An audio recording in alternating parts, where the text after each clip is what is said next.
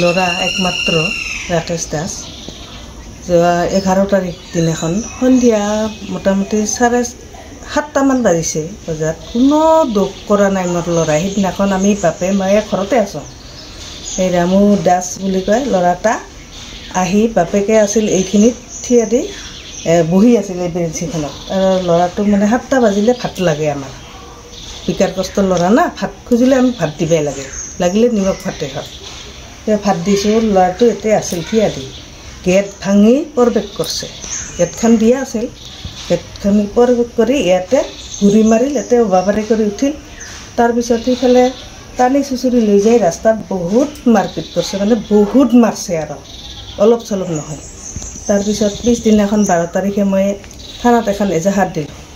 আমি দুটাও আমাকো তাকো গুড়াই হেৰি ঢাকাই দিছে বুকতে ধৰি আৰু মোক এতিয়া ঘূৰি মাৰছে মানে ফেৰাত ঘূৰি মাৰছে বাধা দিব যাওঁতে কিয় মাৰা আৰু লাইট ঠাইট চব অফ কৰি দিছে কোনৰ মানুহখিনি তাৰপিছত মই থানাত গ'লোঁ যাই এখন এজাহাৰ দিলোঁ এজাহাৰ দিয়াৰ পিছত 12 তাৰিখে দিলোঁ 13, 14, 15 তাৰিখলৈ কোনো মানে খা খবৰ নাই যদি মই তাৰপিছত গ'লোঁ 8 বছৰত যাই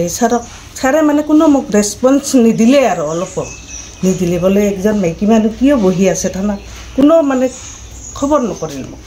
ছাৰে মোৰ চকুৰ আগেদি ওলাই গ'ল গুচি গ'ল ক'ৰবা ডিউটিত তাৰপিছত মই এটা কনিষ্টেবল আছিল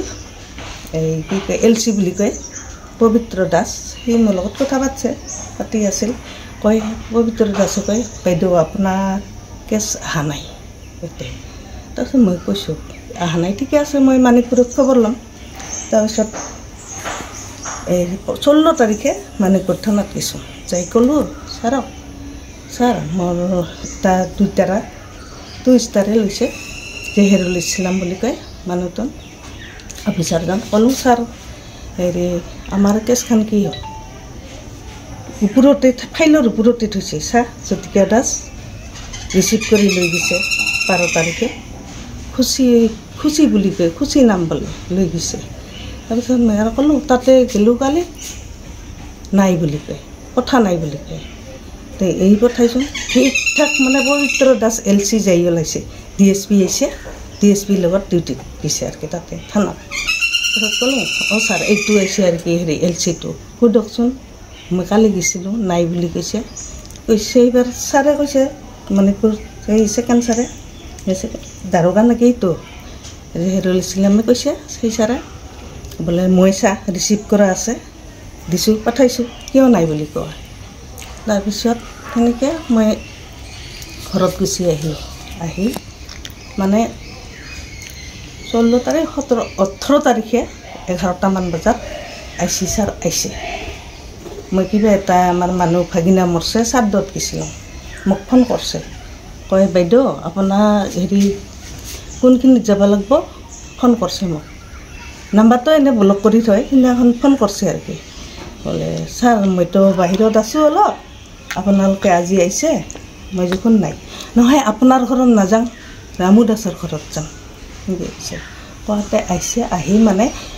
আচলতে মই এজাহাৰকাৰী মোৰ ঘৰতহে তদন্ত ল'ব লাগিছিল আগত মানে আছামীৰ পক্ষতহে তদন্ত লৈছে এতিয়া আপোনালোকে কি বিচাৰে এতিয়া মই বিচাৰোঁ আৰু মোক বিচাৰ লাগে তাৰমানে তদন্ত কৰা নাই কোনো তদন্তই কৰা নাই অহা নাই আৰু আপোনাৰ যিটো মানসিক বিকাশ ৰাজ্যত মাৰপিট কৰিলে তাৰ কি ক'ব এতিয়া ল'ৰাটো